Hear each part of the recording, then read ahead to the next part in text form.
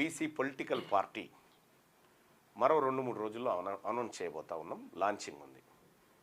So BC ప్రజలారా, వీళ్ళ కుట్రలు, వీళ్ళ కుతంత్రాలు, ఈ అగ్రవర్ణ పార్టీల ఆలోచనలన్నీ స్పష్టంగా అర్థమైపోయినాయి. వీళ్ళు మనకేమీ చేయరనేది మనకు అర్థమైంది. కాబట్టి బీసీలు రాజకీయంగా అధికారంలోకి వస్తేనే మన బతుకులు మారుతాయి. మన బీసీ సర్పంచులు కావాలి, మన బీసీ వార్డు మెంబర్లు, బీసీ ఎంపీటీసీలు, జెడ్పీటీసీలు, కార్పొరేషన్ చైర్మన్లు, బీసీ జెడ్పీ చైర్మన్లు కావాలి, వైస్ చైర్మన్లు కావాలి, ఎమ్మెల్సీలు కావాలి, ఎమ్మెల్యేలు కావాలి, మంత్రులు కావాలి. ఇన్ని పదవులు ఈ బీసీల దగ్గరికి రావాల్సిందే. ఇది ఒక్కటే మార్గం.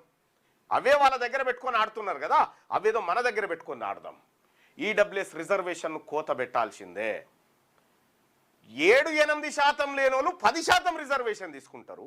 60% పైగా ఉన్నటువంటి బీసీలకు 42% ఇవ్వడానికి ఇలా నాటకాలు చూడరు ఎట్లున్నాయో. ఇది మహా ఉద్యమంగా మారింది బీసీ ఉద్యమం. ఇలా బీసీలంతా ఒక్కటై బీసీలు ఆత్మగౌరవం కోసం పోరాడుతూ ఉన్నారు. మారింది కాబట్టి ఇప్పుడు జూబ్లీ హిల్స్ లో బీసీని పెట్టేస్తారట. ఇప్పుడు బీసీ అభ్యర్థిని పెడతారట. ఇప్పుడు జూబ్లీ హిల్స్ ఉప ఎన్నికల